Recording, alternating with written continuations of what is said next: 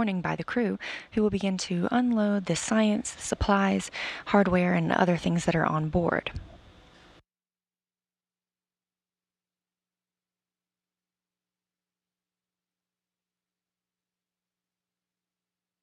Morning by the crew, who will begin to unload the science, supplies, hardware, and other things that are on board.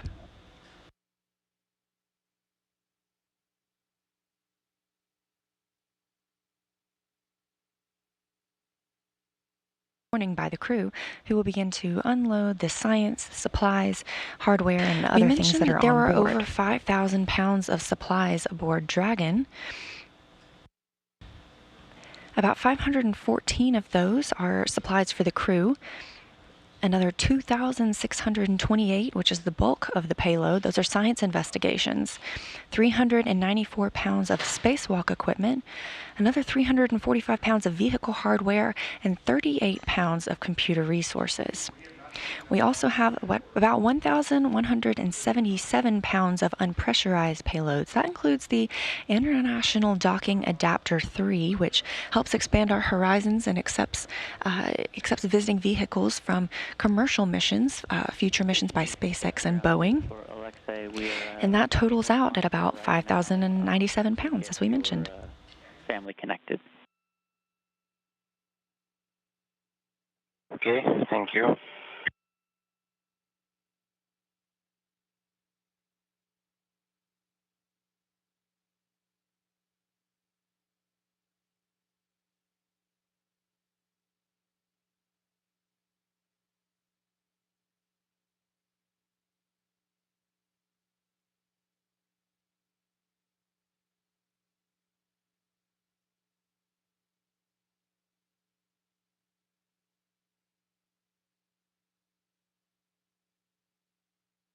Another view inside the workstation as the space station flies over Mongolia and is coming up on that 30-meter hold point, just a few meters away, and also a few minutes away from crossing the line between day and night aboard the International Space Station, which moves so fast that it travels around the Earth every 90 minutes.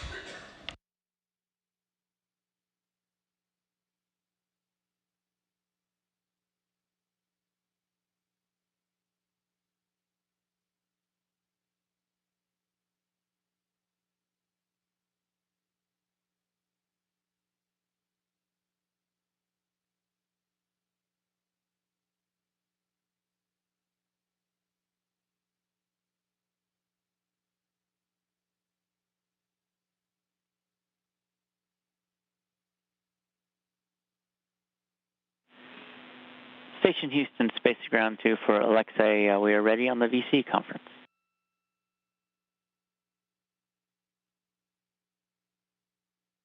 Okay, copy.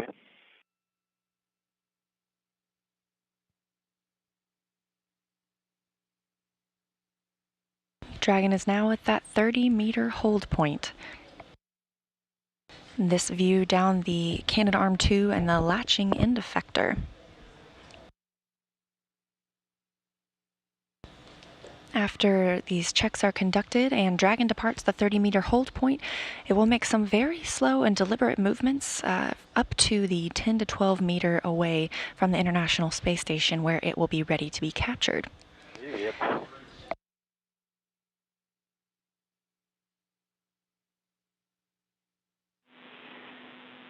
Station Houston, Space Ground 2 for Nick.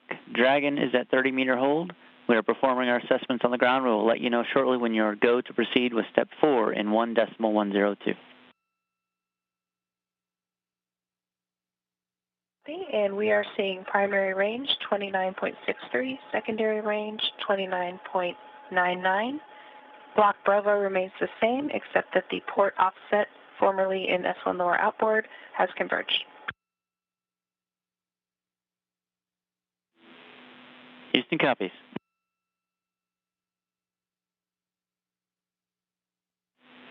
And for your information, we are planning to be departing from 30 meters in about 17 and a half minutes.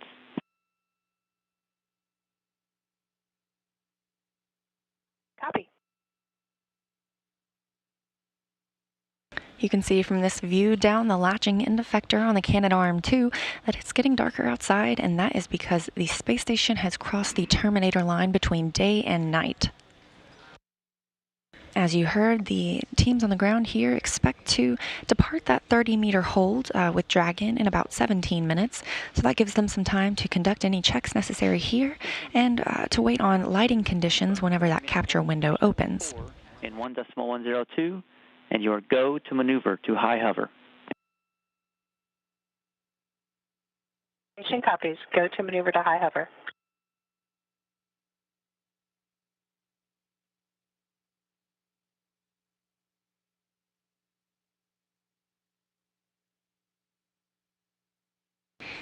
Teams on the ground relaying to the astronauts that the Canadarm2 is go to maneuver to high hover. That's a specific position for the arm, which will prepare it to drive in and capture the vehicle once it reaches that 10 to 12 meters away.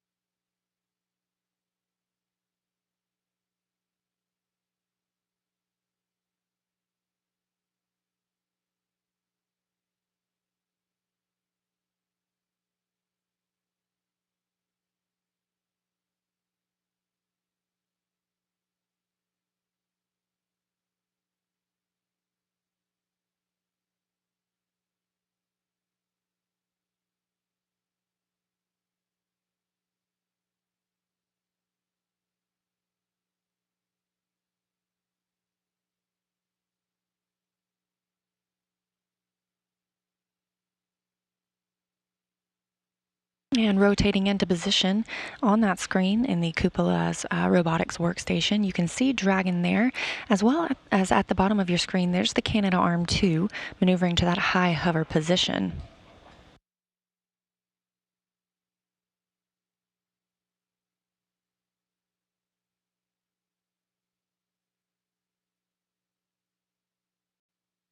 Meanwhile, on the ground, teams in Mission Control continue to work through normal procedures and refresh themselves on what actions should be taken if an abort were necessary. But things are moving along smoothly, and the team continues to check Dragon's systems at this 30-meter hold point.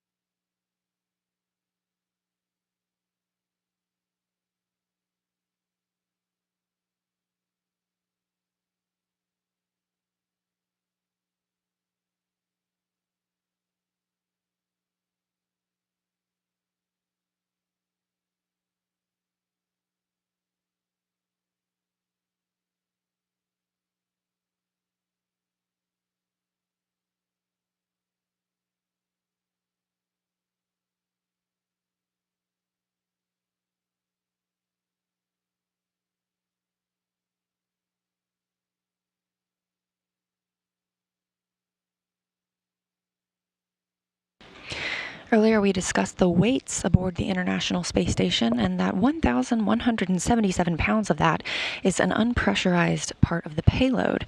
And a big chunk of that weight is the International Docking Adapter 3, which is identical to the second one, which was installed in 2016. You can see the locations here. And International Docking Adapter 2 was used for SpaceX during their uncrewed flight test earlier this year. Those are the physical connections that spacecraft like SpaceX's Crew Dragon and Boeing's CST-100 Starliner will, and other future, yet to be designed international spacecraft will use to attach to the International Space Station. Those international docking adapters, which are assembled at Kennedy Space Center, when it is installed, IDA-3 will provide 2 common ports, which enables opportunities for those visiting vehicles. Future spacecraft which use the International Docking Adapter will communicate with sensors within the IDA through the use of navigation systems and onboard computers, which means no crew assistance will be necessary, and it's much faster than the grapple and berthing process which we are watching today. Once Dragon arrives to the International Space Station, flight controllers on the ground will use the station's Canadarm2, which is where your view is coming from right now, to remove the International Docking Adapter 3 from Dragon's trunk, that unpressurized payload, and place it over Pressurized Mating Adapter 3 on the station's Harmony module, which may sound familiar because that's where Dragon is going this morning. It'll just be on the opposite side. So while Dragon is facing Earth, the Pressurized Mating Adapter 3 and International Docking Adapter 3 will be on the space-facing side.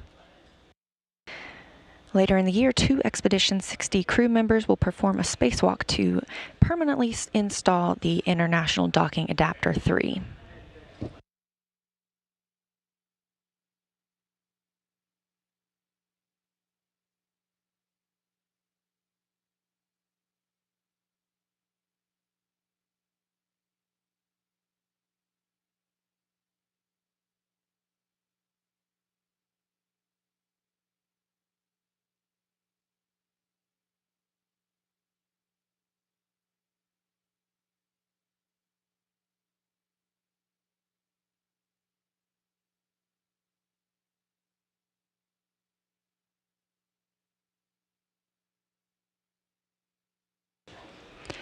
Throughout the morning, we will also be accepting your questions. So if you're on Twitter, you can use the hashtag AskNASA and let us know what you want to know about today's process.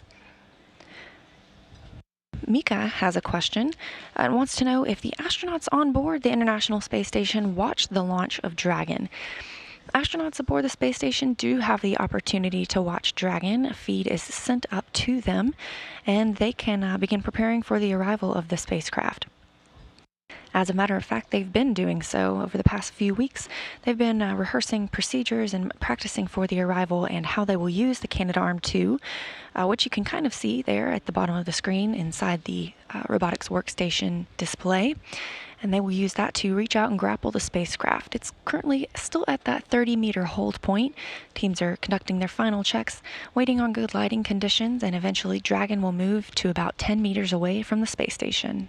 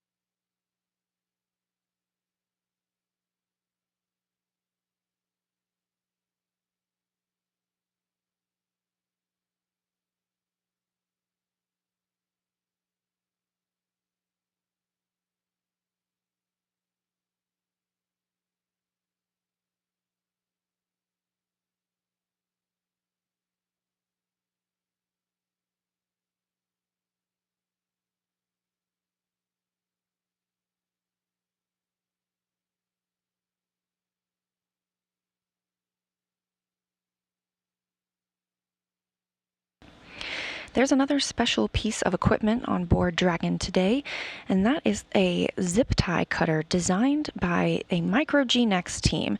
Micro G Neutral Buoyancy Experiment Design Teams is a program that challenges undergraduate students to design, build, and test a tool or device that helps us address an authentic current space exploration challenge. And you can see the team there, the CERO team, which stands for Cutting, Extraction, and Retention Operations. They designed a zip tie cutter. It cuts and retains the zip tie. Astronauts have to be careful with sharp objects in space when on spacewalks to help protect their spacesuits, and so this zip tie cutter, which was used by Chris Cassidy in a demonstration, will also be used on the International Docking Adapter spacewalk later this year. This is the first Micro G Next tool to be used in space. And it will actually, rather than the IDA-3 spacewalk, it will be used on the upcoming alpha magnetic spectrometer spacewalks. Students did all of the design and building of that tool, and the upcoming challenges will be announced mid-August. You can visit microgravityuniversity.jsc.nasa.gov for more information.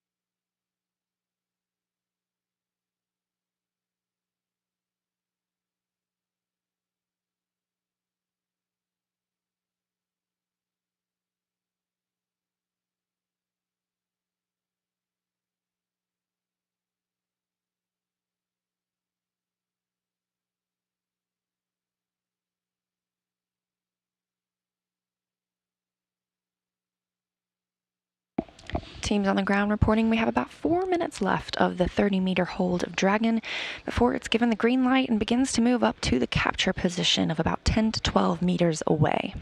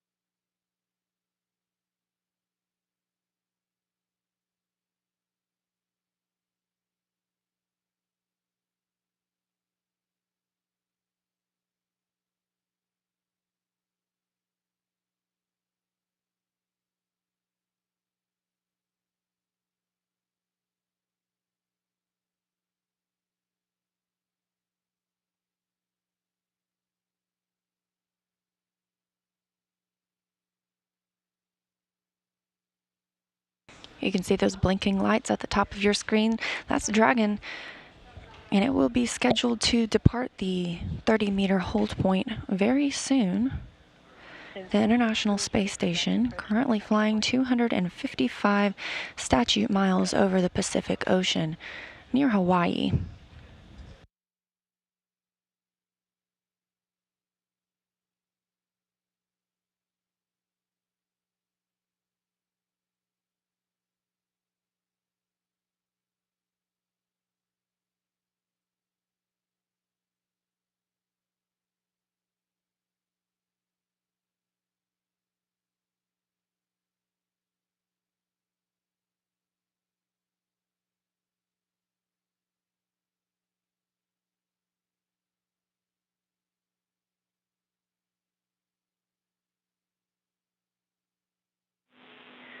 Station Houston, Space Ground 2, Dragon is ready to proceed to the capture point.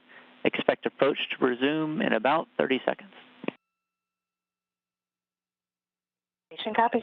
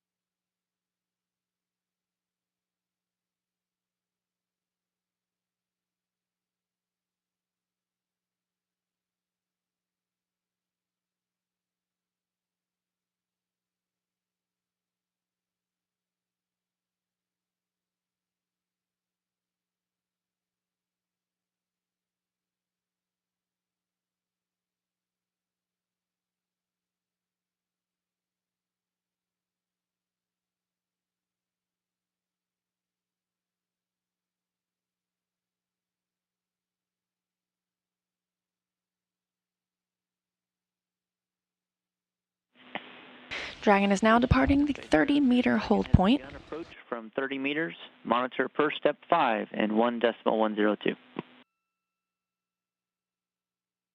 Copy in work.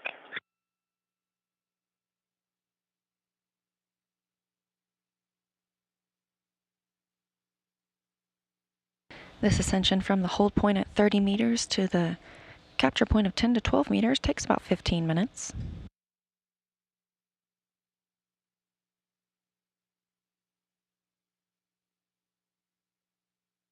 The movements here are very deliberate, as required when near the space station to ensure a safe approach.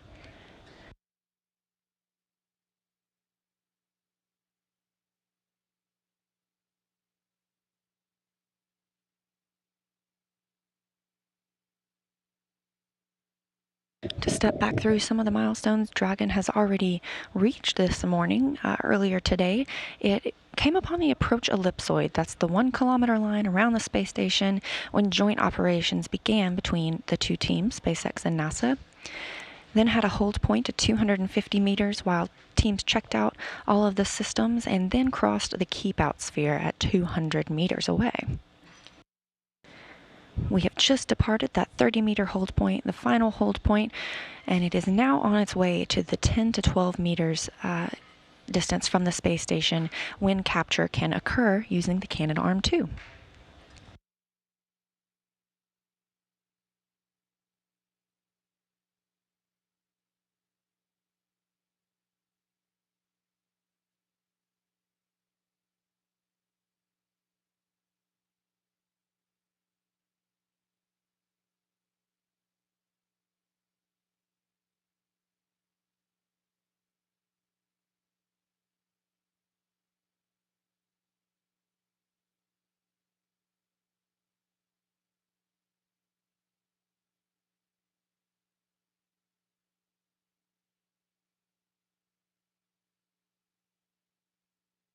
Station on 2, we see the pry range decreasing.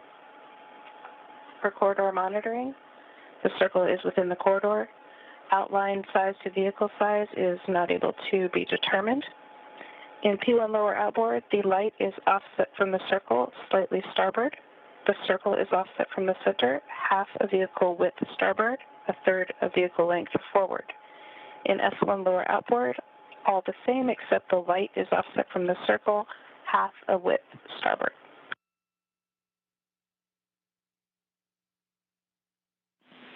We copy, and that's a good report.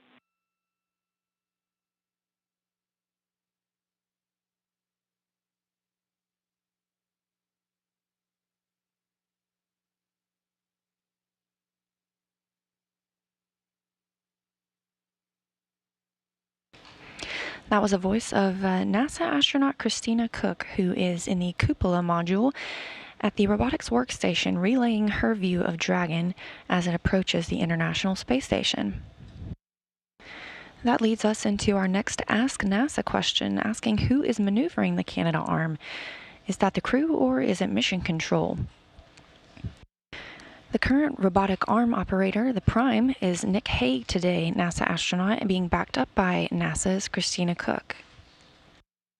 It's kind of a two-part process. The capture of Dragon through the Canadarm2 is commanded by the crew, Nick and Christina, as we mentioned, and afterward it'll be controls of the Canadarm2 will be turned over to the robotics controller here on the ground, who will then reposition Dragon and berth it to the space station's Harmony module.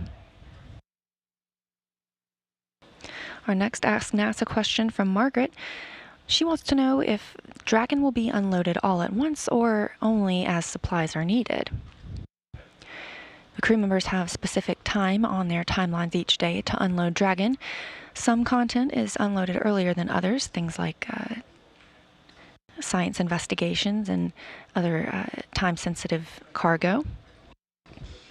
We also mentioned the International Docking Adapter 3, and that's part of the unpressurized payload, which will be unloaded by teams on the ground. Dragon will stay attached until August 27th, and throughout that time, teams aboard the space station will unload the cargo in Dragon before repacking it with science and other items for a safe splashdown.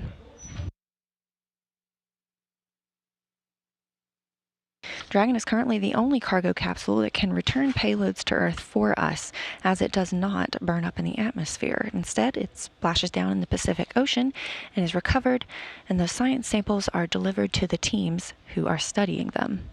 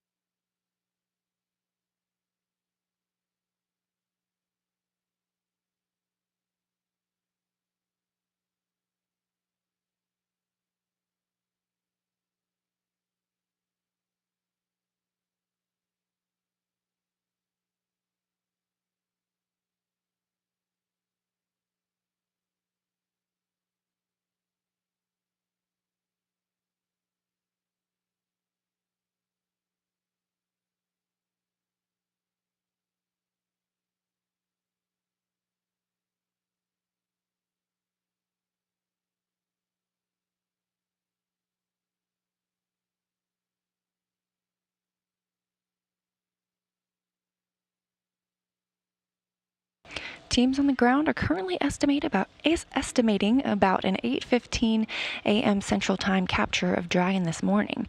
We were initially looking at a 9 a.m. Central Time capture, but Dragon was ready and so were our teams, so things have been moving quickly, as Dragon is now about 22 meters away from the space station and continues to move toward that capture point of 10 to 12 meters away.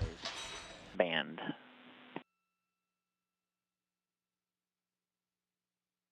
Mission copies. And we will, of course, let you know when that will be lifted. Copy.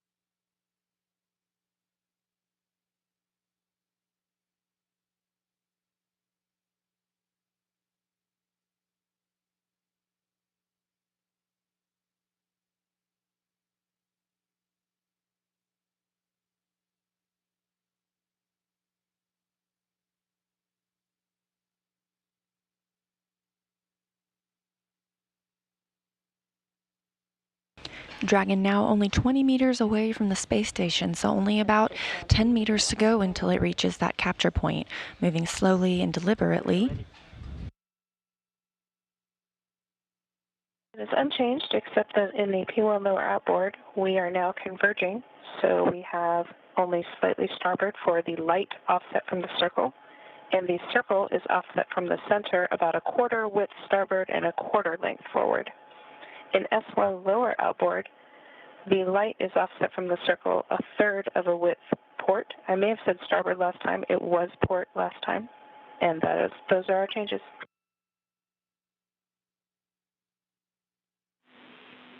Copy all. Good report.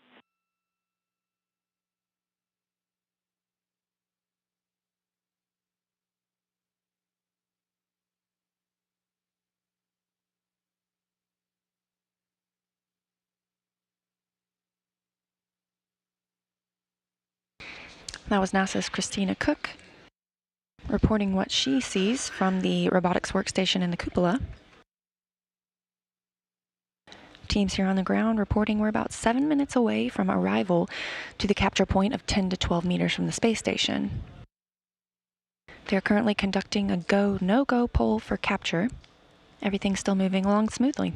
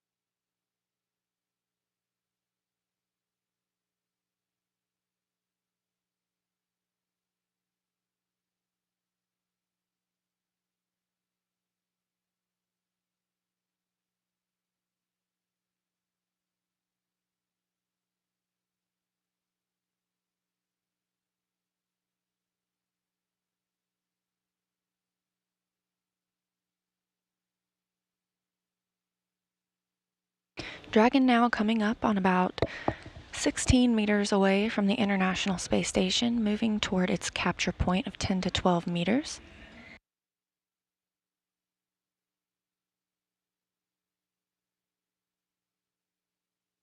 Dragon now coming up on about 16 meters away from the International Space Station, moving toward its capture point of 10 to 12 meters.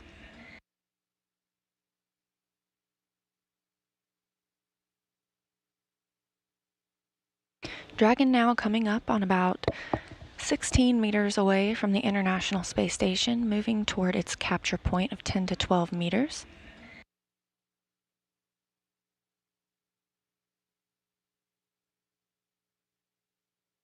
Dragon now coming up on about 16 meters away from the International Space Station, moving toward its capture point of 10 to 12 meters.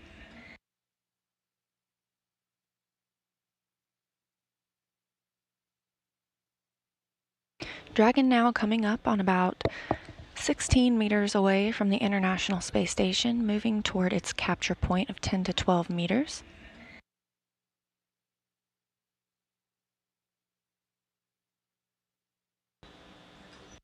Dragon now coming up on about 16 meters away from the International Space Station, moving toward its capture point of 10 to 12 meters.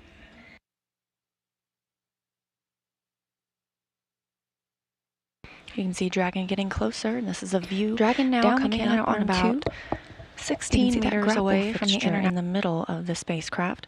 That's what NASA astronaut Nick Hague will be aiming for as he drives in the Canadarm2 to grasp or grapple it and attach it to the robotic arm.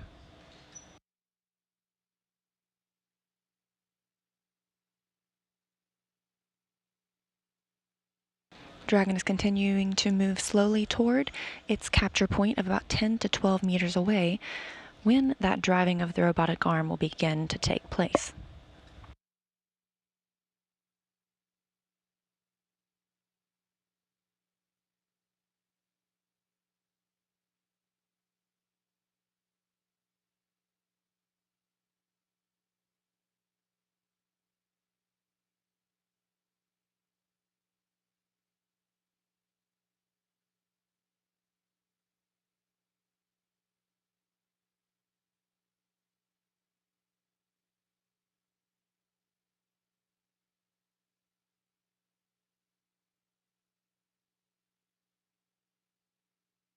Houston Station on 2 with Block Bravo.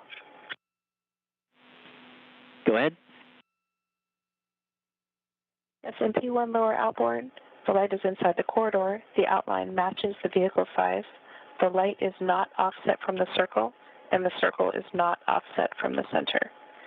In S1 lower outboard, the light is still slightly offset from the circle to the port.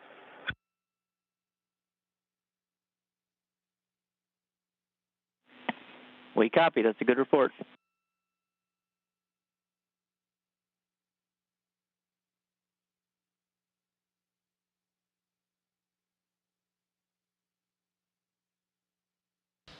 That report from NASA's Christina Cook, who is working with Nick Hague inside the cupola module, preparing to grapple the spacecraft once it arrives at the grapple point.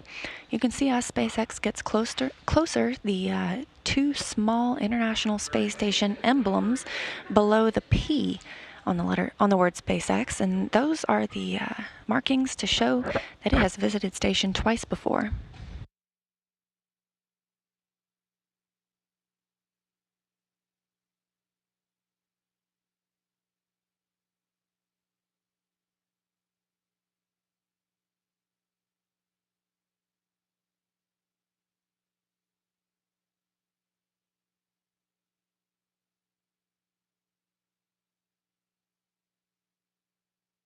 Dragon now about 11 meters away, so very close to that hold point.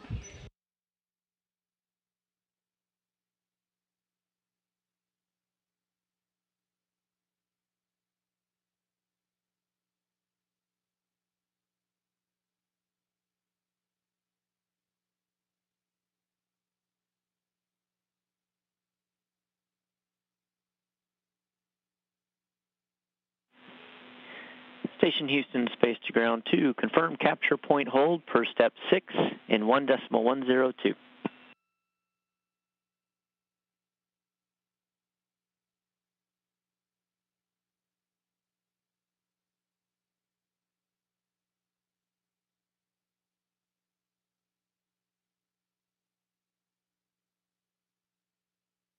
Copy.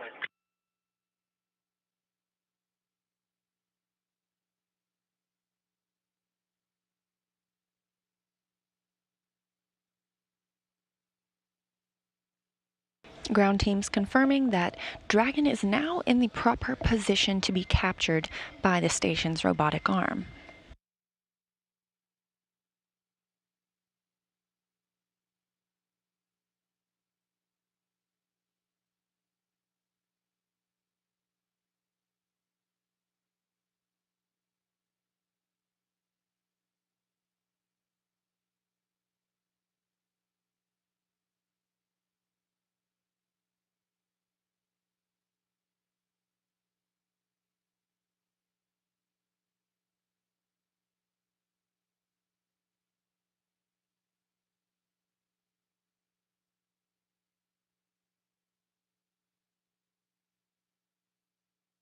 Station, we are showing that we are within the constraint for sunrise within 15 minutes and that we are currently a no-go for capture.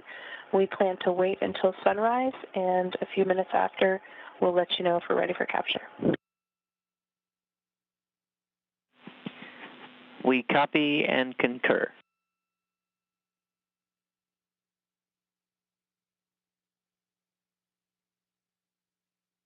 As you just heard Christina Cook mention, as the International Space Station is flying over the South Pacific Ocean, they will be coming up on sunrise shortly. Station, we confirm capture conditions. Houston copies.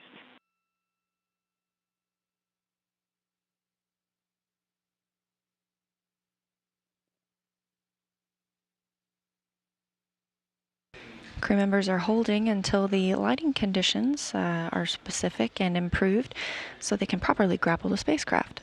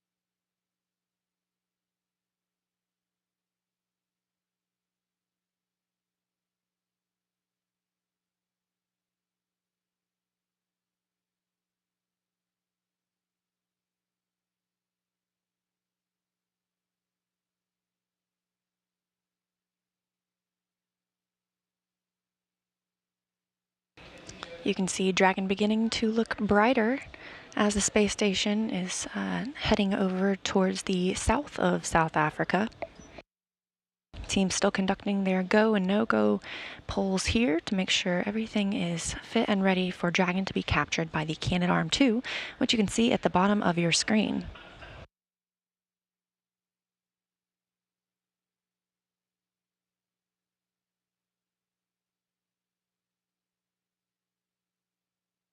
Once NASA's Nick Hague begins driving the Canadarm2 in towards Dragon, you can see that grapple fixture right in the middle of the spacecraft. That's what he'll be aiming for. Space to ground 2, we are go for capture sequence. Perform step 4 and 1.110 Dragon capture. Begin monitoring the back away cue card.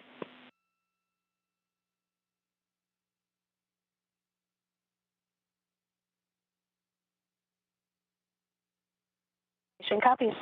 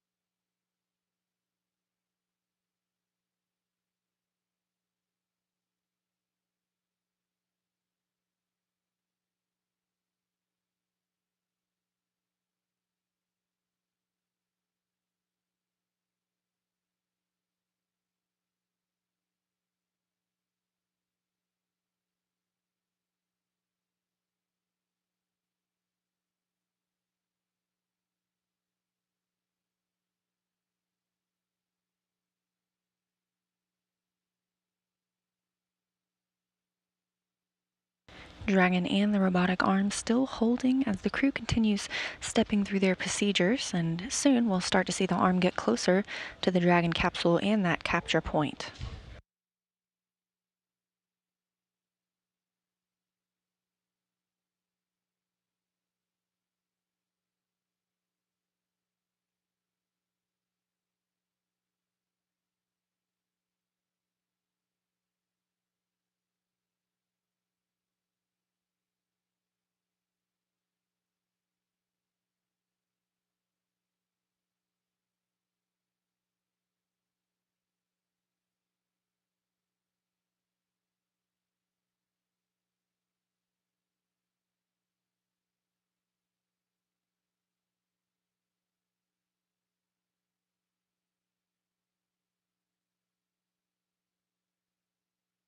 And as our satellites hand over, we do not have video of Dragon, but the crew is still on it, and we will regain videos shortly.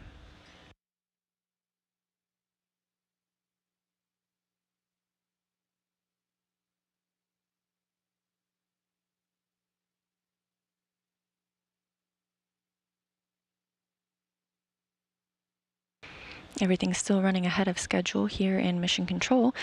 As we mentioned, we were looking at a capture time of about 9 a.m. Central this morning, but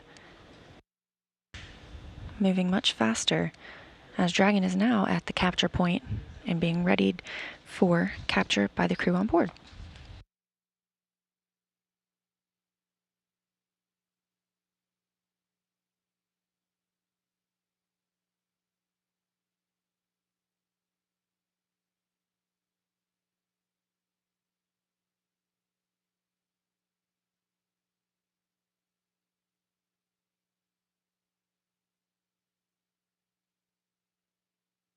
Canadarm2 is now in motion. As we gain video back, you'll see it start to slowly move in toward that capture point on SpaceX's Dragon.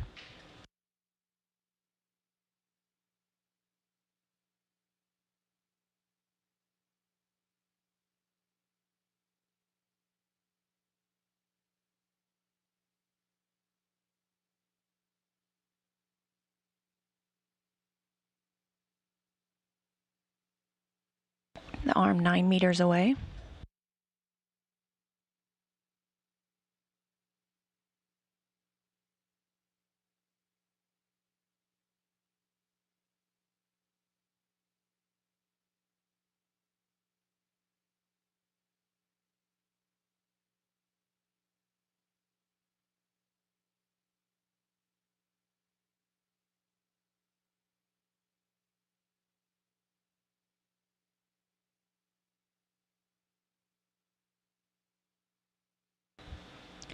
Arm continuing to move in, only 4 meters away.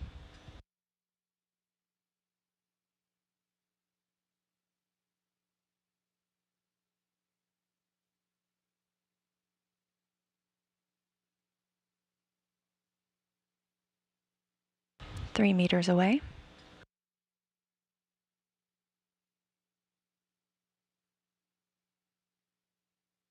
Dragon is now in free drift and ready for capture.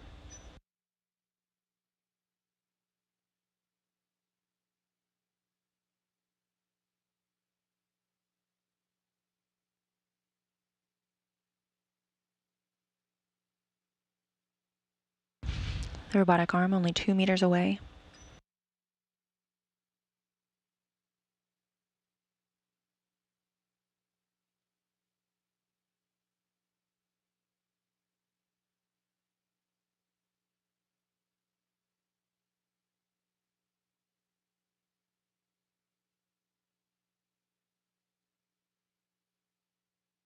One meter from capture.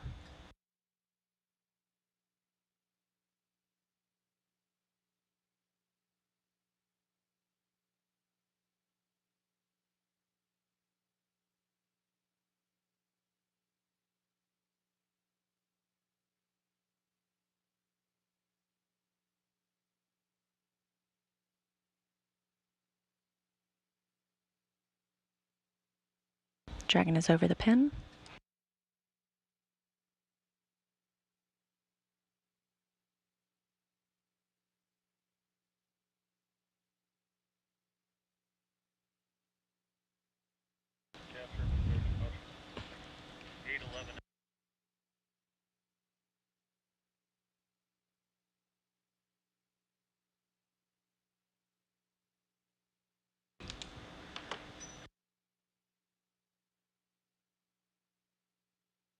And Dragon is captured. That's 8:11 a.m. Central Time over the coast of southern Chile.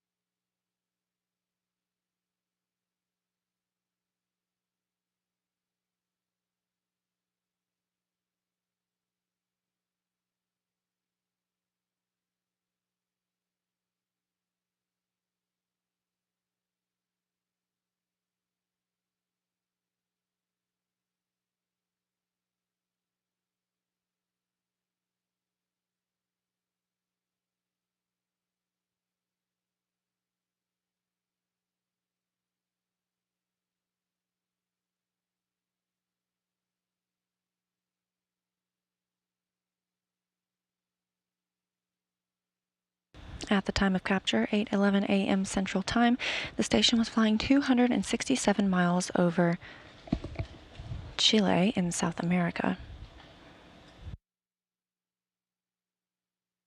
The arm is currently securing Dragon.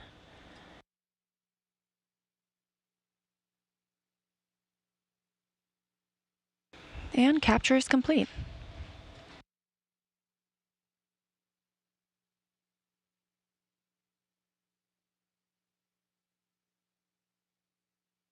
Houston Station, capture complete. Your go for post-capture reconfiguration. Congratulations on a beautiful capture. We're looking forward to using the new capabilities and research that Dragon has brought you. Thanks, Travis. I want to congratulate the team spread across the globe that makes delivering a vehicle like this, it's pretty looking at it out the window, delivering it to the station full of science and cargo and things to keep us busy. So the mission continues. Good words.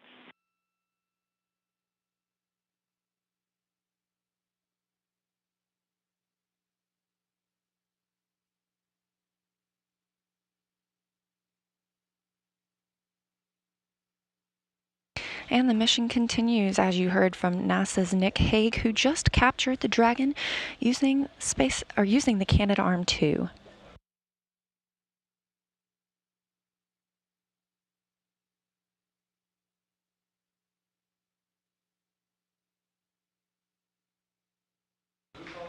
Dragon's journey to the International Space Station began on Thursday, July 25th, and it arrived this morning, capture occurring at 8:11 a.m. Central Time.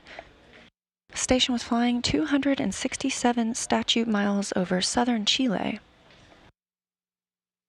You watched as NASA's Nick Hague, backed up by Christina Cook, took their place in the cupola module, allowing them a great view of Dragon and the Canadarm2, which they drove to capture the vehicle as it was about 11 meters from the International Space Station.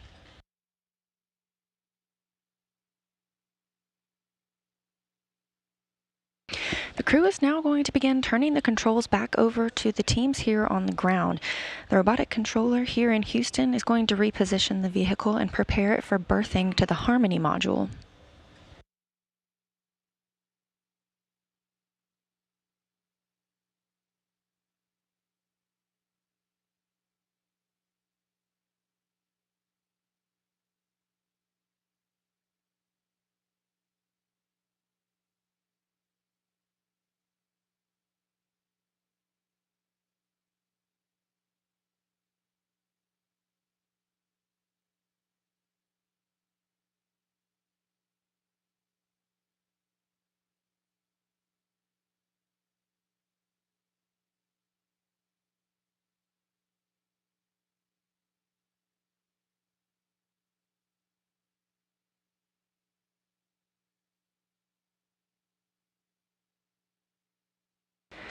As the teams on the ground begin to prepare Dragon for berthing, we're going to take a break as some of that occurs and continue our coverage beginning at 10 a.m. Central Time for the SpaceX Dragon's berthing to the International Space Station. We'll continue answering social media questions once we get back on air, so keep sending those in with the hashtag AskNASA. But in the meantime, that concludes our coverage of the capture of SpaceX's Dragon, completed at 11 a.m. Central Time over southern Chile. Join us again for live berthing coverage at 10 a.m. Central. We're signing off for now. This is Mission Control Houston.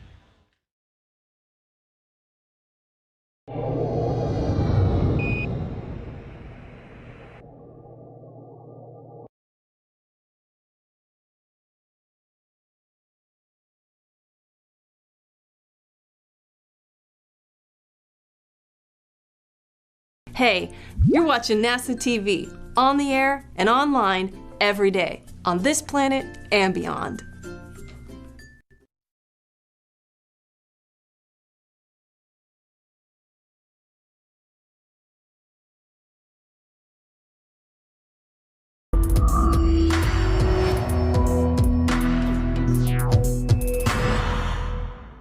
I believe that this nation should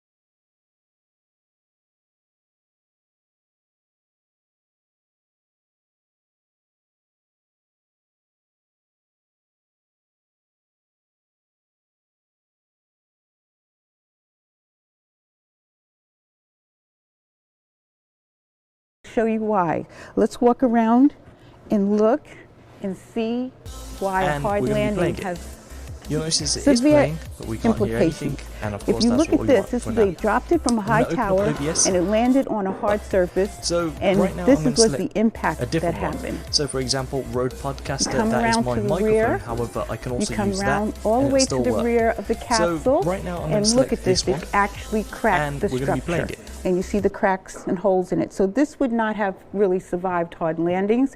And they actually donated it to us, so it's on loan for us to enjoy, and so that our public can see it, and it's good for education purposes. You can see the heat shield has been replaced, but this is demonstrate the how the heat shield is built. Actually, all the wiring that is throughout the capsules for electricity, for communication, and for scientific research, to gather scientific research. So if you look, we're going to come back here to the front. And hi, Dwayne. How are you? How are you, Cindy? I'm fine. How are you? We're keeping you busy today. Yes. It's an honor to be here, and thank you so much. You're welcome. Okay, so you talked to thousands, millions of folks about this incredible facility and the history. What is one of the more common questions you get about the capsule? Well, actually, because there was 3 men in there for 7 days, a lot of the kids want to know what was the environment like when they came back from the moon. The smell. So I asked them, I said, now you've been in there for 7 days. You came back what you left with. Did you take a shower for 7 days? And the kids go, oh, no. They said, yeah, it's very, very memorable. I can only imagine, but we won't go on graphic details on that. Yeah. One more question. Obviously, when we talk about space travel, there's a lot of math involved. Yes. Now, they didn't have computers back then in doing Apollo. Right. It reminds me of the movie Hidden Figures, right? Yes. A little more detail on that. Well, what they did was they used slide rule for calculations. They used the sextant for navigational fixes. For celestial fixes, they used the sextant, and also they had the communication system was not as sophisticated, so they practiced a lot in communicating with Houston and back and forth, and a lot of it had to do with how they were going to tolerate landing in the ocean. So when they did land in the capsule in the ocean, they were basically upside down, and the ocean was moving quite a bit. So when the astronauts came out and they had on their big suits, they had to be very mobile, and they had to be quickly transferred from the capsule to the Hornet. These are the biological isolation garments. Yes, the big suits, right. And so they had to be transferred and quickly removed from the capsule into the helicopter to the Hornet, and then they went into the mobile quarantine facility, which we will talk about at another time. I'm looking forward to it, and we'll see you later in the show. Yes, thank you, Dwayne. Absolutely. Now we're going to talk about technology, because technology is very important, and we're talking about a technology that if it doesn't work, we're going to have a bad day. I'm now joined by Jeremy Vander Kam. Yes, sir. Love the name. It's very cool. What's your title and what do you do? So I'm the Deputy Manager for the Orion Thermal Protection System, or TPS. And that material is what goes around the outside of the vehicle to protect it from the heating during reentry. Okay. So, the heat shield, very important. Why do we need the heat shield? But better yet, how do you design it to make sure it works? Right, so we have two major types of heat shields that we create depending on the mission being flown. And really the most important factor there is how fast you're going when you get to your destination. The first type of heat shield material we use is an insulator. This is a tile material that's been used on the space shuttle and that we use some on Orion. It's made of silica fibers, and for these materials, they'll look about the way they did when they launched, when they come back, where their surfaces can reach temperatures between 2,000 and 3,000 degrees Fahrenheit, but the part that's attached to the vehicle will stay for more aggressive missions, like what the Apollo missions were doing, and like what we're doing on the Orion capsule as part of the Artemis program. We're coming back from the moon, now we're going like 11 kilometers per second. We have to use material systems that are ablative. This is one of the, this sample here was actually taken from the first Orion flight test in 2014. The way these work is that their surface temperature is going to be 4 to 5,000. That energy actually reacts with the material and consumes the material, and that consumes energy itself. So we can tolerate much higher temperatures and keep the part that's bonded to the vehicle, again, a nice comfortable, say 100 degrees Fahrenheit. Fantastic. So, okay, so you mentioned Orion, and we're going to talk about the Artemis program a little later in the show. Now, what is the difference between the Apollo material in the process versus Orion? So there's some very, very close similarities. So the Apollo capsule uses a material called avcoat over their entire surface. And that's actually what this material here is. So for Orion, we use avcoat on the base heat shield, and for our first flight test, we actually built it the same way that Apollo did, and it looked very much like this. It had a honeycomb structure, and it had our ablative material inserted into each cell of that honeycomb. Now, as we move forward into the Artemis program, we're using that same material, avcoat, but we're building it in a different way, where there is no honeycomb structure. Instead, we're molding it into blocks that we can bond on, and that gives us a much more efficient manufacturing process. Also on Orion, we're using insulative materials on the cooler parts of the vehicle. What you're going to end up with. Of course, I don't have many just yet, but what you want to do is just click on one of them, wow, that's fantastic, and this looks sort of like a coffee table at home, but I'm quite sure it's a lot more. It might be a little advanced. more expensive. Yeah, and probably you probably can't afford that. So we're going to go to #AskNASA, and we've got lots of questions coming in, and keep those questions coming in. So we have a question from Keith on Facebook. What was the material used for the outside of the Apollo capsule? So that was the avcoat material that we just discussed, yes. Okay. And we have from Mark Wayne on Twitter ask, will this technology be used for everyday life here on Earth? Our heat shield materials typically don't find their way into everyday life on Earth. They're created to do exactly one thing, and that's to be a heat shield material. So you won't see them around, except in museums on spacecraft. So, working on a team that's so important, give us some sort of idea of how big a team would be. And choose another app. You want to select VLC Media Player. Then you also want to check this button right here. Always use this app to open MP3 Yeah, files. so we're Select between OK, 40 and 50 people between our industry partners all of and the these various files here will be centers. open within We sleep pretty VLC. well at night. And that's exactly our what we biggest want. challenge is So the that next when thing, we just test these highlight all of materials them, on the ground, we right-click, use a facility called an add ArcJet to down at NASA Ames VLC Research Media's Center. playlist. And in those facilities, we can only test samples that are between 4 and 8 inches in diameter, which is a lot smaller than a full-size spacecraft.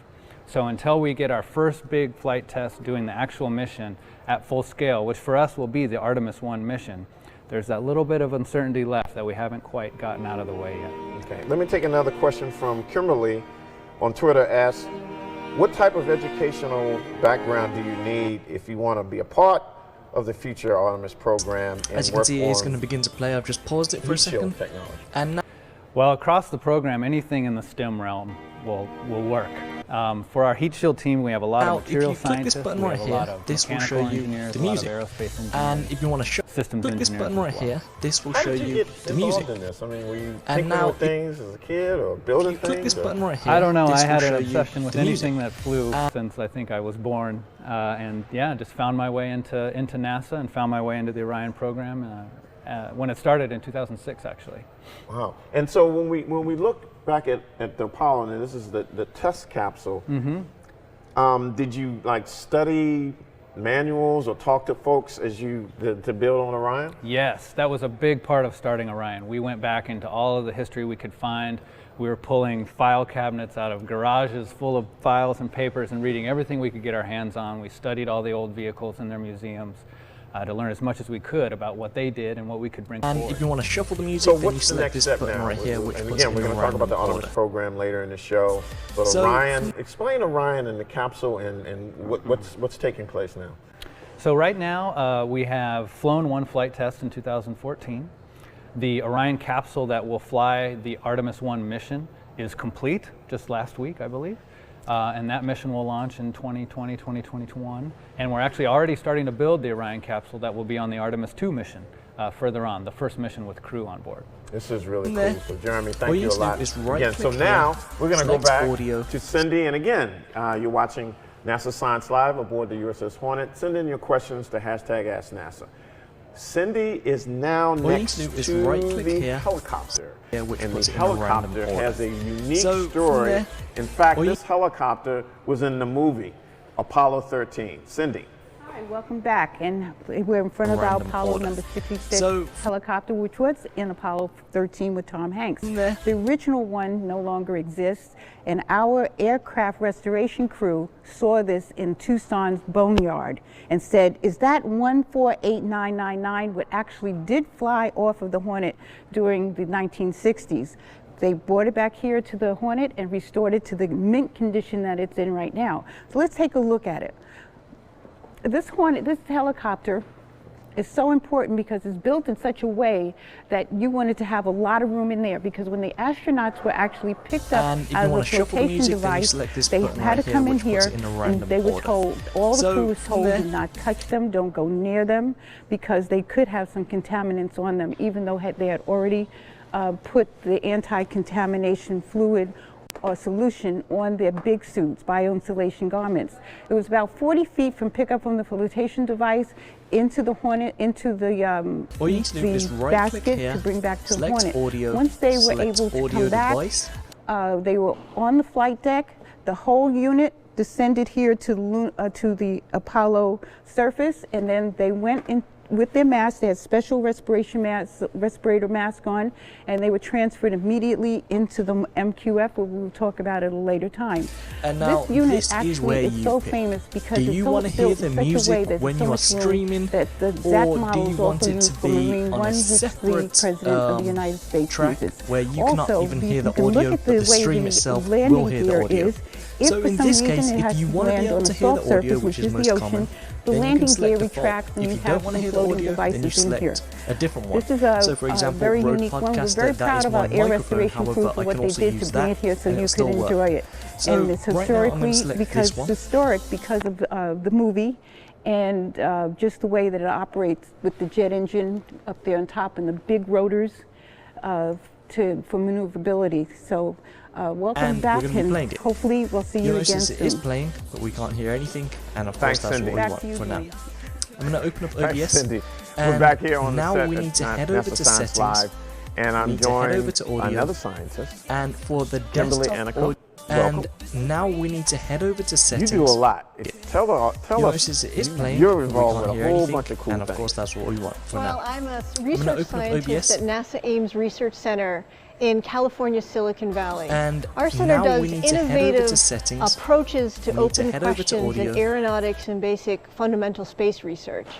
And have been working there for a number of years, and I work on lots of different mission concepts. I'm trained as an astrophysicist, so I've built instruments that have flown in space and in for the the air. desktop audio I device actually too, had built a we need to select payload this that down button, crashed into and the of course we moon put and it on found a water Road on the moon. Podcaster, so select this. And I have been doing science management through the New Horizons Pluto flyby, and most recently on our flying telescope, SOFIA.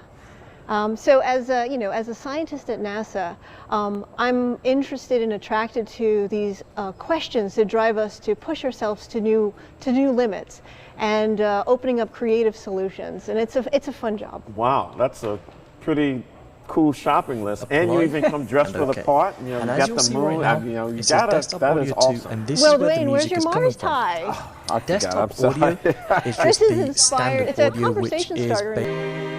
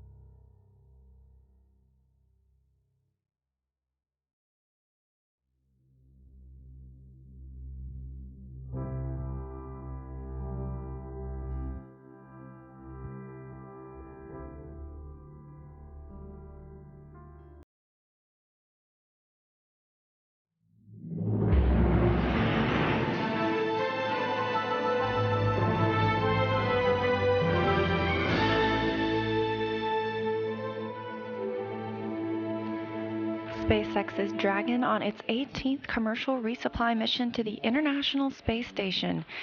That's your live look right now. We are live from the International Space Station Flight Control Room in Houston, Texas at Johnson Space Center. After an almost 2-day journey, Dragon has arrived to the space station, which is now flying about 262 statute miles over the Atlantic Ocean.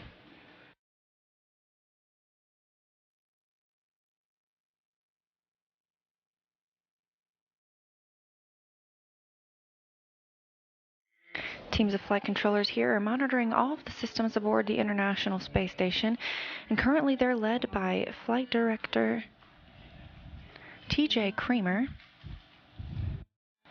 And the Capcom for this morning, or the capsule communicator, is Travis Fitzgerald. He's relaying the communications from this room to the astronauts aboard the International Space Station.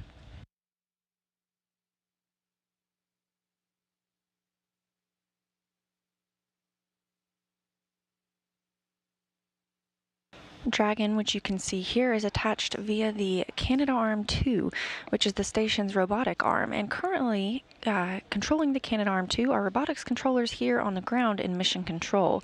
They are repositioning the Dragon after it arrived earlier today and was grappled by NASA's Nick Hague. And they'll begin to bring that up closer to the station's Harmony module before berthing it to the module for about a month-long stay.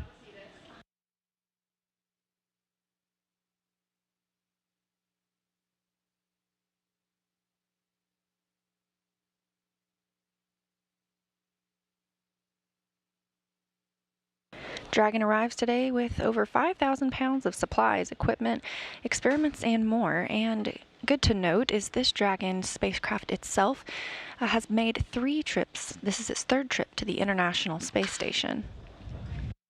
That's a first for SpaceX, who prioritizes reusability for their capsules as well as their boosters.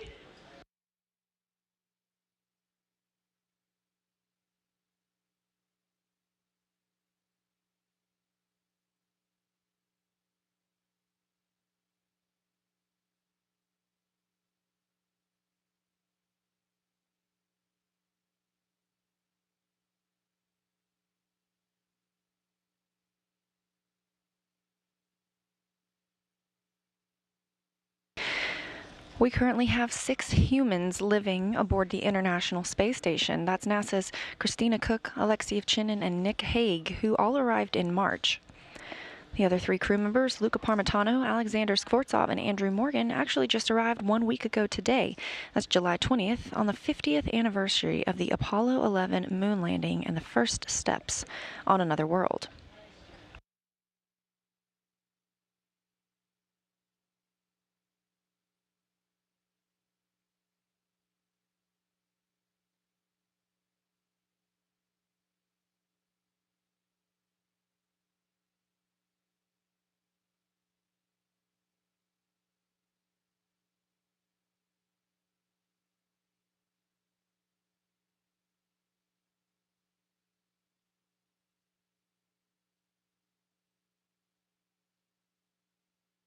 Earlier today, teams here on the ground used the cameras aboard the International Space Station to take a look at the common berthing mechanism on the station side. That's what Dragon will be berthing with later, and on the vehicle itself.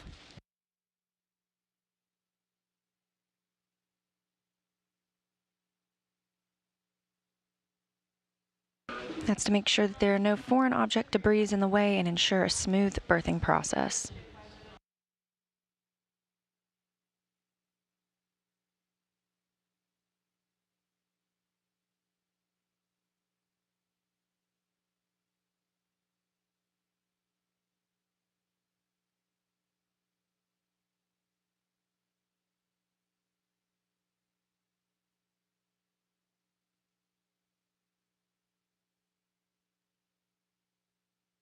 As we mentioned, all of the movement from the Canadarm2 is being commanded from ground control teams. They are sending commands from Mission Control Houston to the station's robotic arm, moving that in very small increments as they perform alignment checks along the way.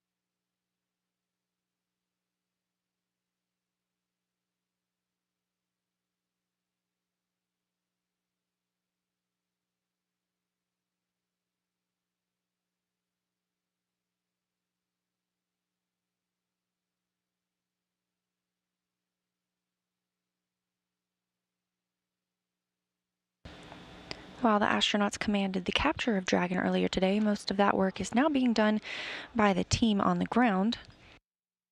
And the astronauts are taking care of other tasks on board, including exercising. However, as we begin to see Dragon get closer to the space station, they'll be put in an exercise hold.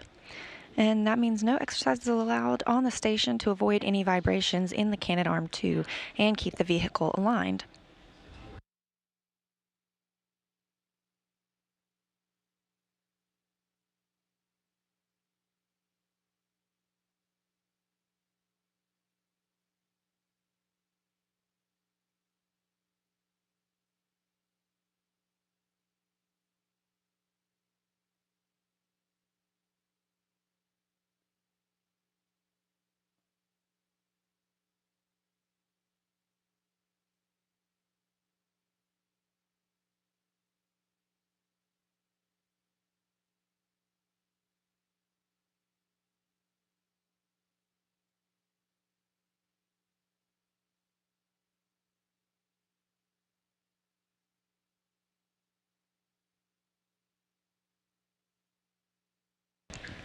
Dragon's journey began on Thursday, July 25th, as it lifted off from Space Launch Complex 40 at NASA's Kennedy Space Center in Florida.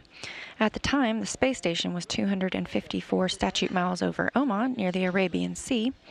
And this was a second launch attempt for SpaceX, as the day before it had been canceled due to weather. Up to the International Space Station. Dragon was launched aboard the Falcon 9 rocket, and that you can see here. And this is actually the second time that rocket has been used. The booster was previously used in the launch of SpaceX's 17th commercial resupply mission. And as we mentioned, the Dragon capsule itself is now seeing its third visit to the space station.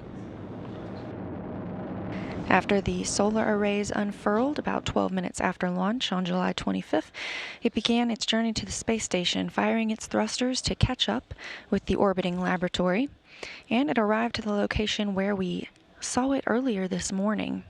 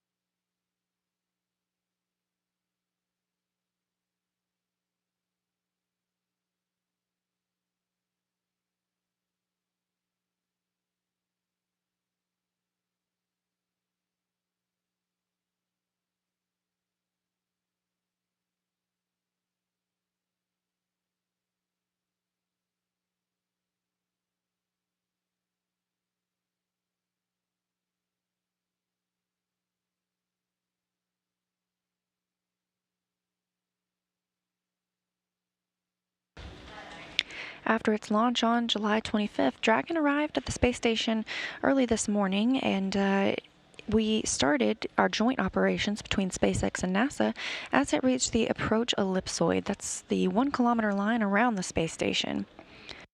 It's an invisible border, but that is when those joint operations begin, and it experienced its first hold point at 250 meters.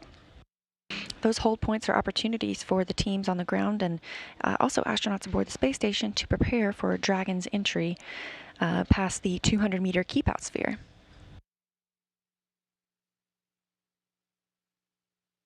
Once Dragon moved up to its 30-meter hold point, teams continued to run checks before giving it the go to approach the 10 to 12-meter distance from the space station. And that's when NASA astronaut Nick Hague used the Canadarm2 to reach out and grapple the spacecraft. He was backed up by NASA's Christina Cook. And you've got a live replay of the capture of Dragon right there. You can see Canadarm2 moving very slowly. And that capture occurred at 8:11 a.m. Central Time over southern Chile.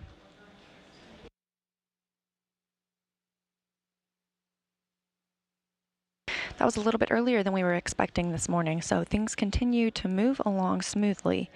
And Dragon is now outside of the station's Harmony module, where it will be berthed later.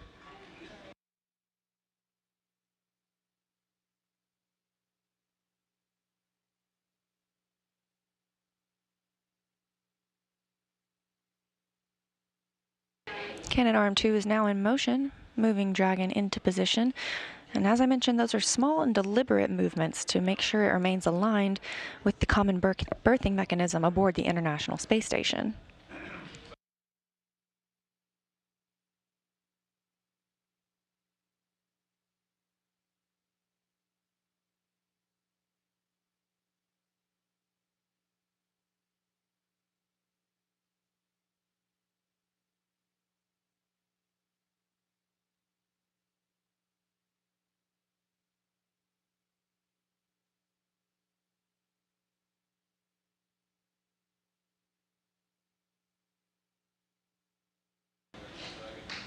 If you look closely under the X on SpaceX on the capsule, you can see a small Apollo logo, kind of hard to make out with this view, but that's a tribute to the 50th anniversary of the Apollo 11 moon landing, which we've been celebrating.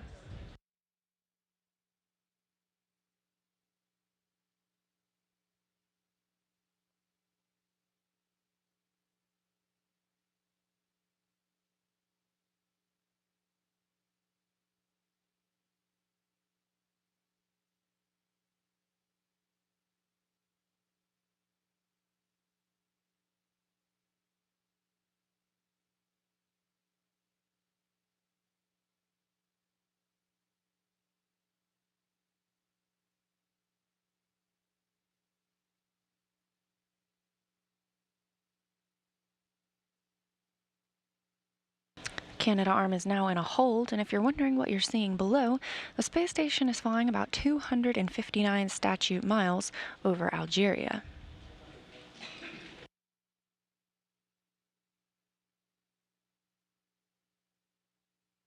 Crews aboard the International Space Station see about 16 sunrises and sunsets a day as it moves at about 17,500 miles an hour.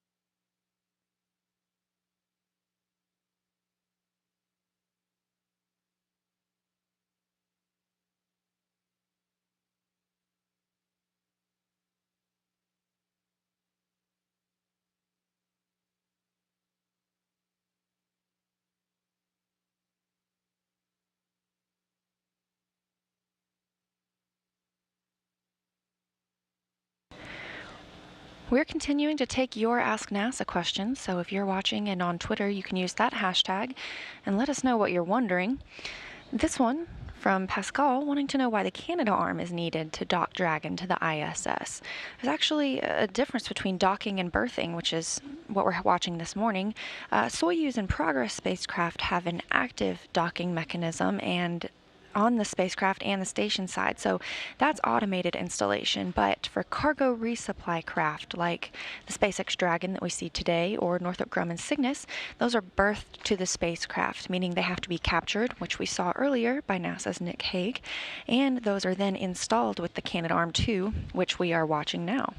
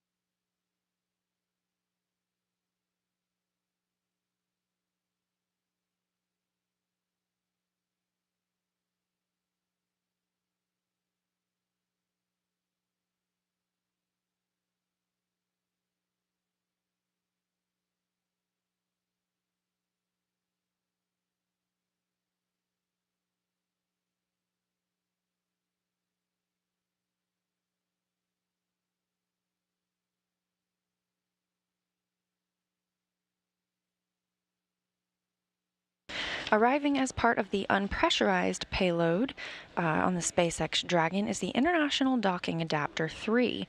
It's identical to the second one, which was installed in 2016, and they are assembled at Kennedy Space Center. These docking adapters are the physical connections which spacecraft like Boeing's CST-100 Starliner and SpaceX's Crew Dragon and even yet to be designed international spacecraft will use to attach to the space station. We saw International Docking Adapter 2 used earlier this year during SpaceX's uncrewed flight test.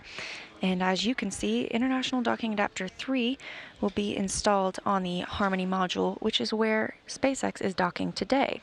However, SpaceX Dragon is docking to the Earth-facing side of the Harmony module, whereas International Docking Adapter 3 will be attached to the pressurized mating adapter 3 on the space-facing side of the station's Harmony module.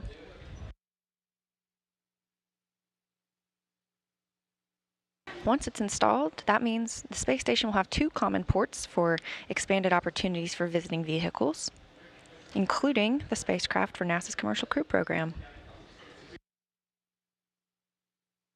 It'll be a two-part process for the installation of the International Docking Adapter 3. So once Dragon is attached today, in the near future, flight controllers will use the station's Canadarm2 to remove the International Docking Adapter 3 from the Dragon's trunk and put it on top of the pressurized mating adapter 3. Later this year, 2 Expedition 60 crew members will perform a spacewalk to permanently install the International Docking Adapter 3.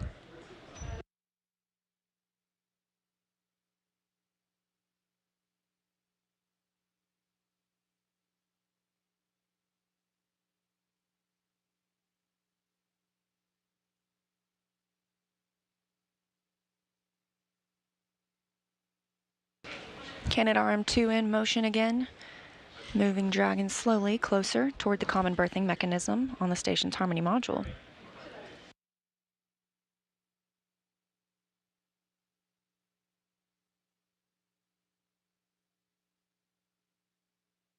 You can see those slow movements there as the station and Dragon are 260 statute miles above Greece.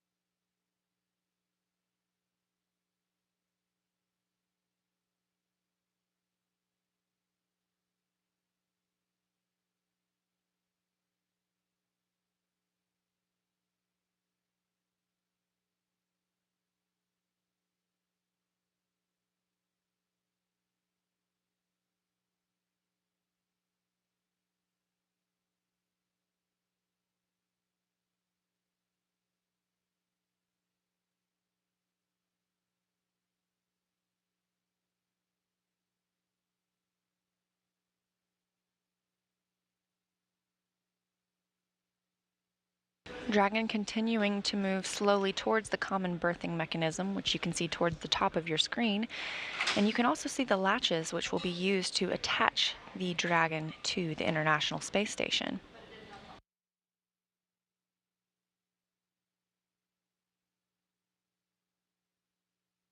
Once those latches attach the Dragon, capture will be confirmed, but later on, flight controllers will secure Dragon even more firmly through a use of 16 bolts, driving it even closer to the space station.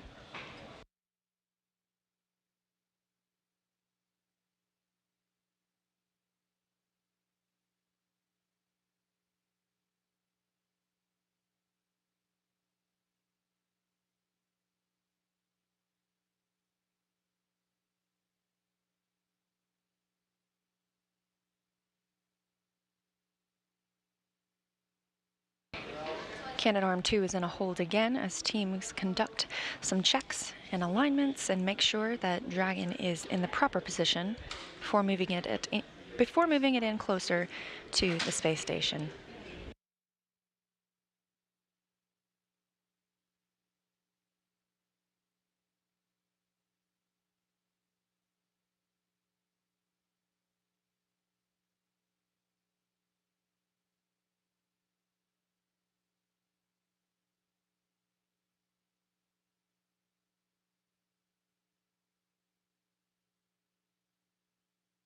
We have another Ask NASA question from Samuel this morning, who wants to know when Dragon is unloaded, if it will return to Earth and be used again later.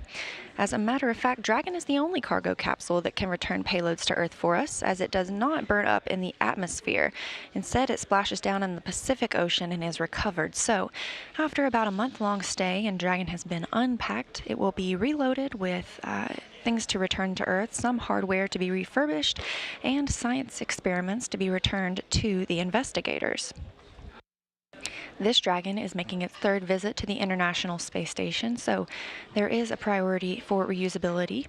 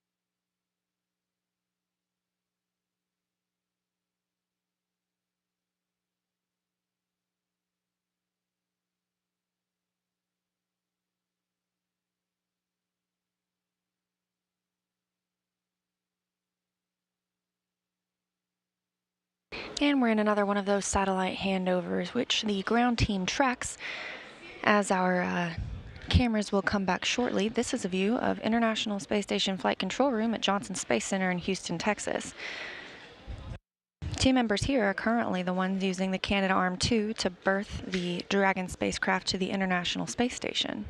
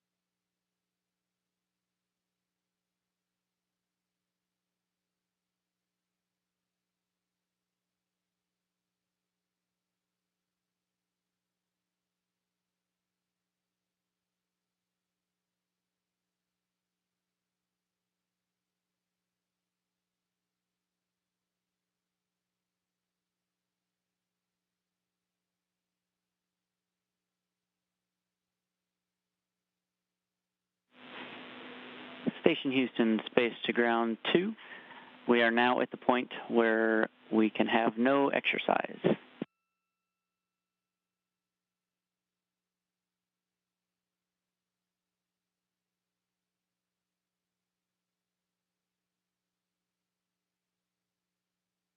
Copy, and we will not do any exercise, and we'll make sure the Russian crew members also know.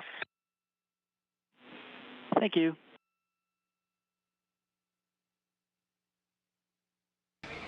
That was Capcom Travis Fitzgerald speaking with NASA's Christina Cook aboard the International Space Station, informing the crew that currently no exercise is allowed, and that is to avoid any vibrations in the station's Canadarm2 to keep the vehicle aligned as it comes closer to the common berthing mechanism.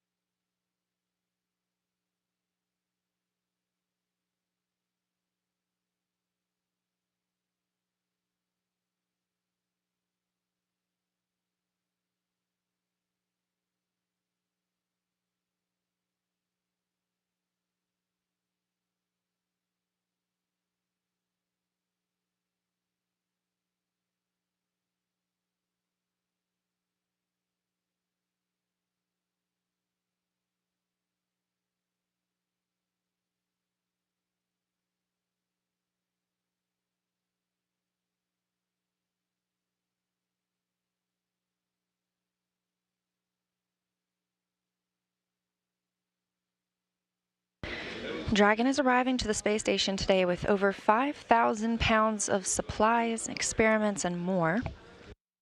514 pounds of that is crew supplies. Another 2,628 of that are science investigations. That's the bulk of the payload. There's 394 pounds of spacewalk equipment, 345 pounds of vehicle hardware, and 38 pounds of computer resources. That's all part of the pressurized payload. The other part of the unpressurized payload, which is about 1,177 pounds, that's the International Docking Adapter 3, which we discussed earlier, will allow for more commercial crew flights to the International Space Station.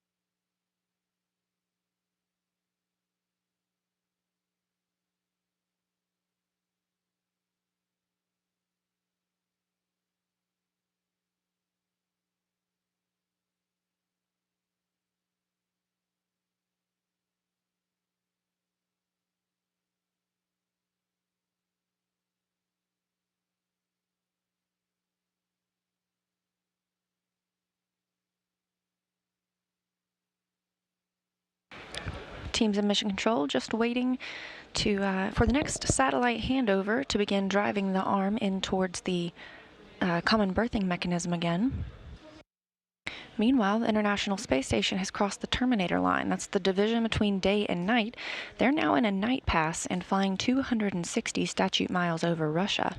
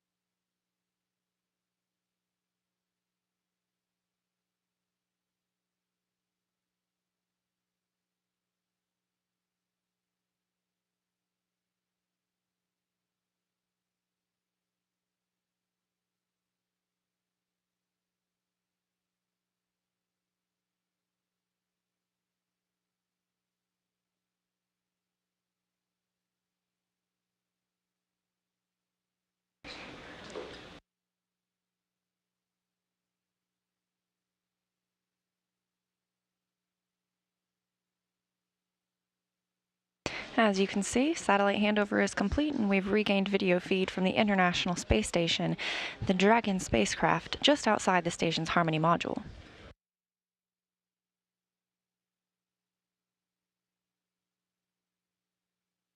Meanwhile, on the ground, the Orbit 2 team has arrived to the International Space Station Flight Control Room.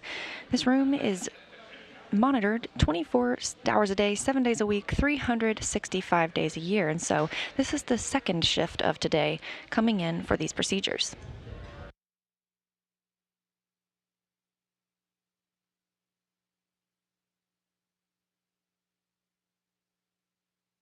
Canadarm is moving once again, making those small movements from Dragon in towards the Harmony module aboard the International Space Station and the common berthing mechanism, which you see towards the top of the screen.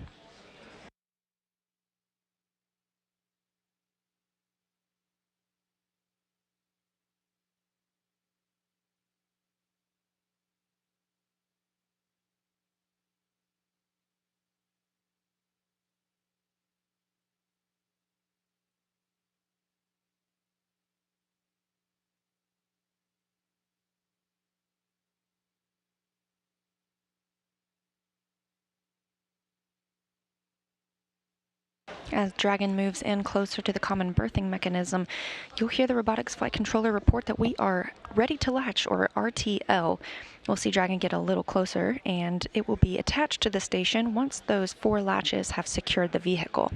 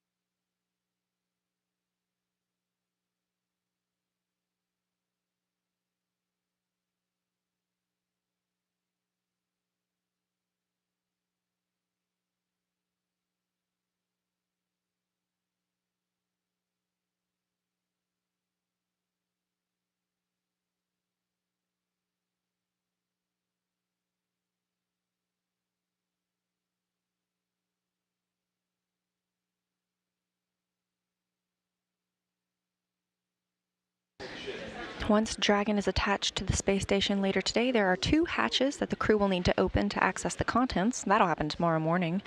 There's a hatch on the station side and a hatch on Dragon itself. After Dragon is successfully attached, the crew will begin outfitting the space between Dragon and the station, which is known as the vestibule, and prepare for hatch opening tomorrow morning.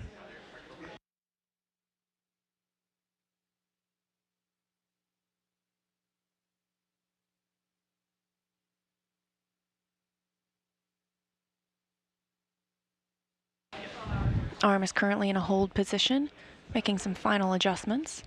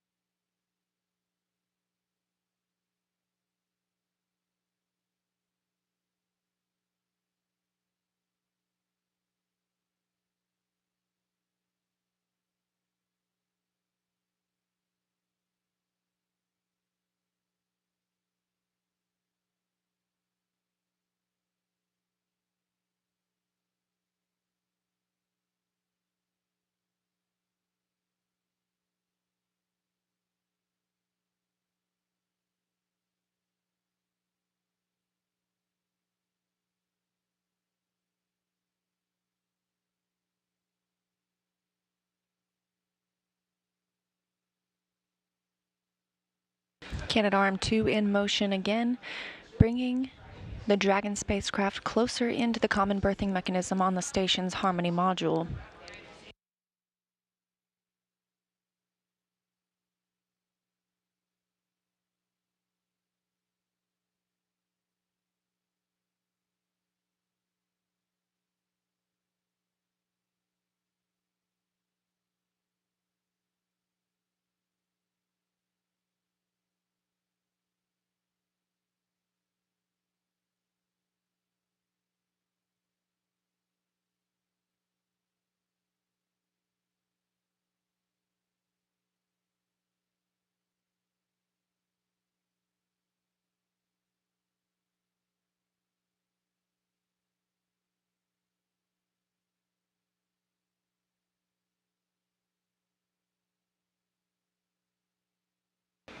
Canadarm2 now in that hold position.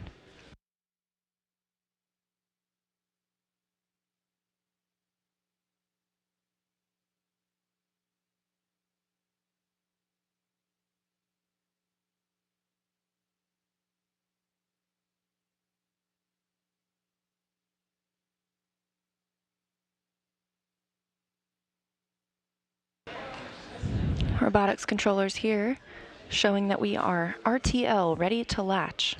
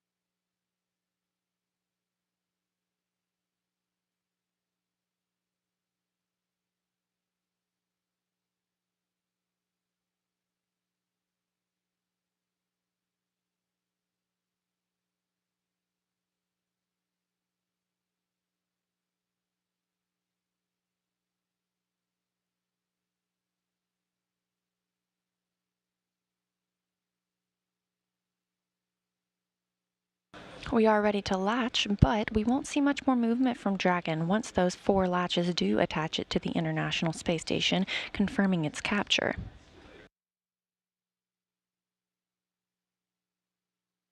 Teams here are finishing up some final checks before making that move.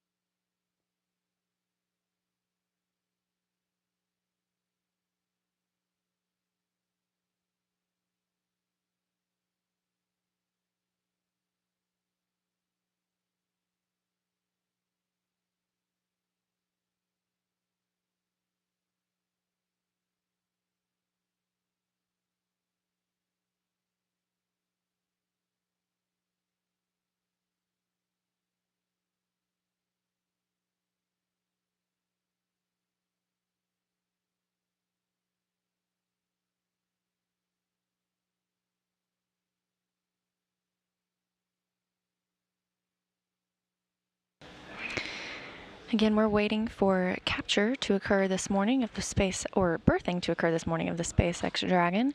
All commands being issued from the ground teams here in Mission Control Houston. They used the Canadarm2 to bring the Dragon spacecraft up to the International Space Station's Harmony module this morning after it was captured by NASA's Nick Hague and Christina Cook.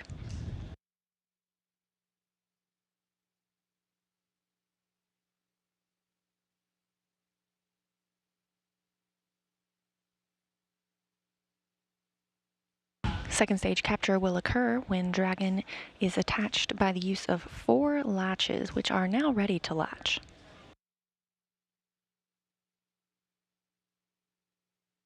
Dragon arrives today with 5,097 pounds of pressurized and unpressurized cargo, anything from crew supplies to science investigations to even the International Docking Adapter 3.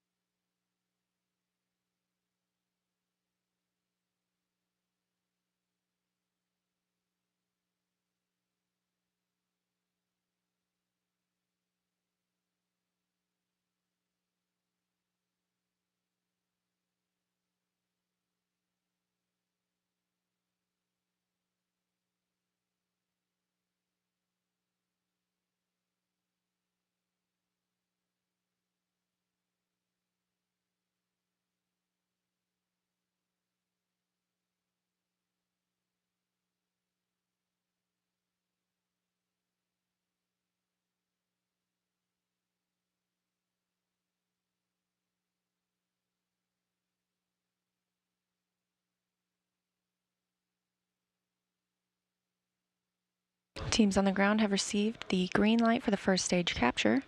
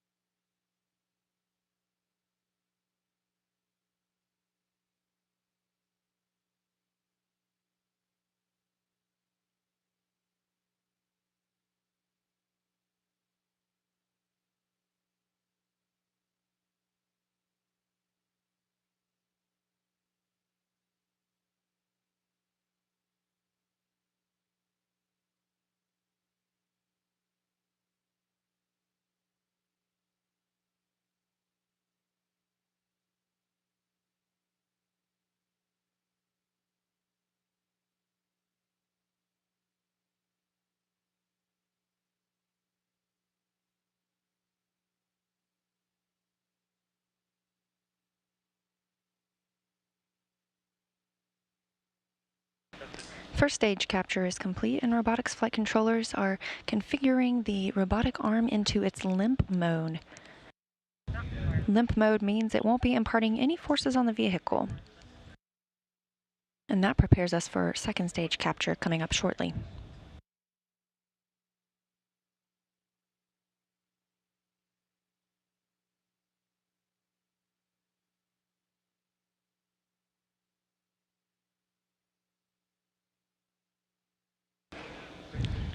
Canadarm2 is now limp, and teams are go for second stage berthing.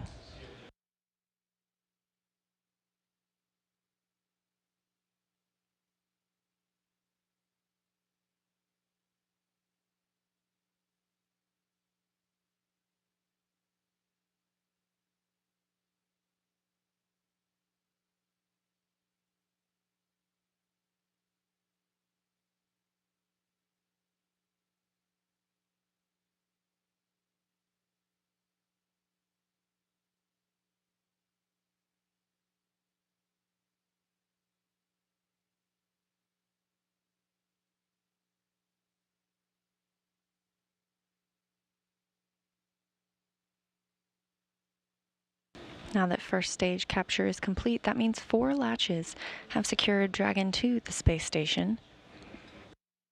Second stage means the arm has gone limp, which the teams have commanded it to do so, and soon the latches will pull Dragon into the common berthing mechanism.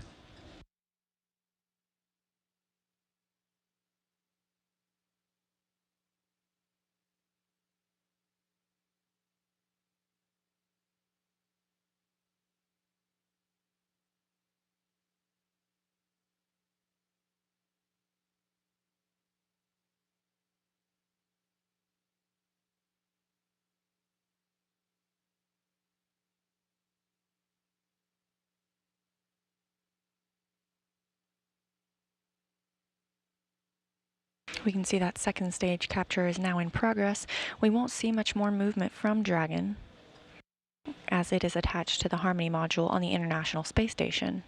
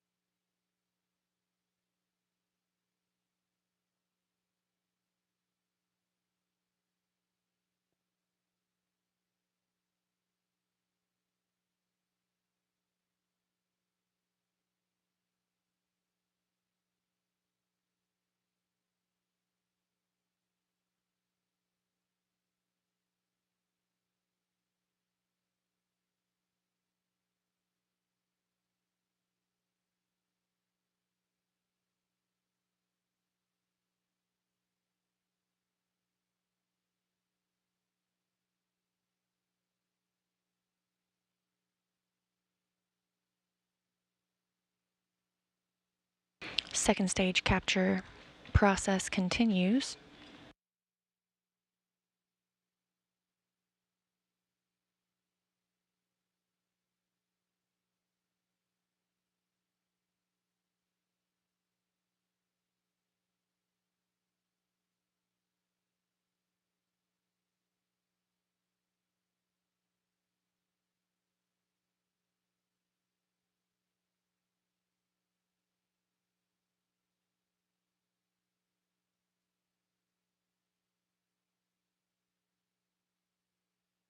Station, look on to for my activity setup, the leak setup activity. Go ahead. Sorry, that wasn't very good. I would like to start now, and I was wondering if step 1.1 is complete.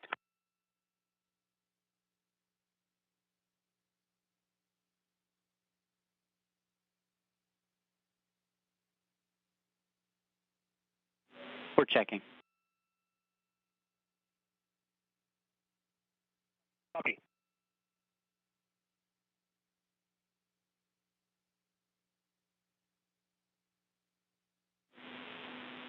And Luca back with you. Yes, 1.1 is complete.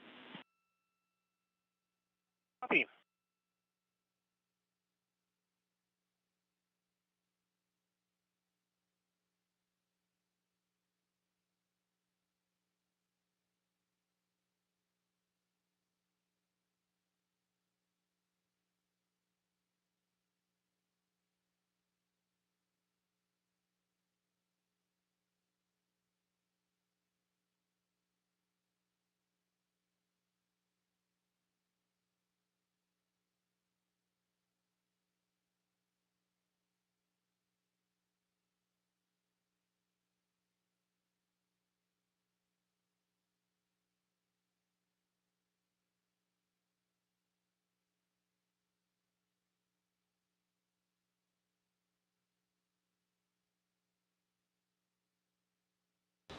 Teams on the ground are now using 16 bolts. They're called acquired bolts and sometimes referred to as A bolts. And those are more firmly attaching Dragon to the International Space Station.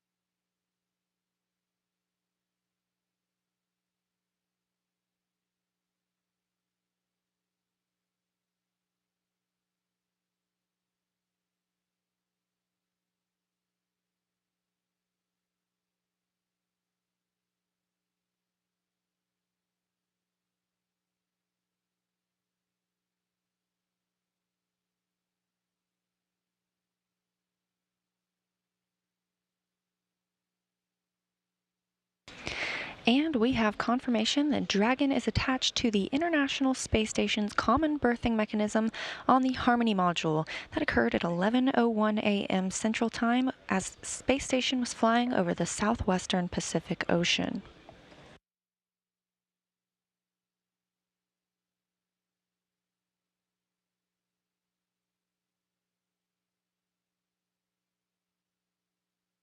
All of this berthing coverage has been through commands relayed from ground teams here in Mission Control Houston.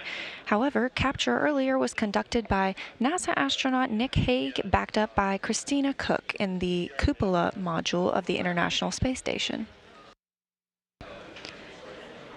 They reached out and grappled Dragon with the Canadarm2 once it was about 10 to 12 meters away, after it arrived from a journey beginning on July 25th when it launched from Space Launch Complex 40 and Cape Canaveral Air Force Station in Florida. Dragon arrives today with more than 5,000 pounds of supplies. That's anything from crew supplies to unpressurized payloads like the International Docking Adapter 3. Today, later on, the crews will begin to outfit the vestibule, that's the area between Dragon and the International Space Station, and prepare it to be opened tomorrow morning when they will begin accessing the cargo. Dragon will remain attached to the International Space Station for about a month and is currently scheduled to depart on August 27th.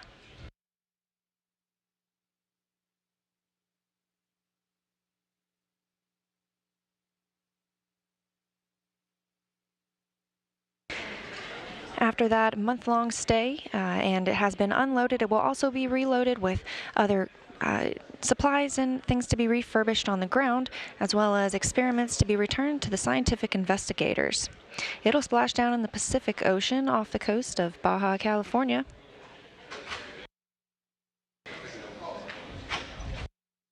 But for now, Dragon is the 5th vehicle docked to the International Space Station, and we welcome it on Saturday morning, July 27th. Thank you so much for joining us here.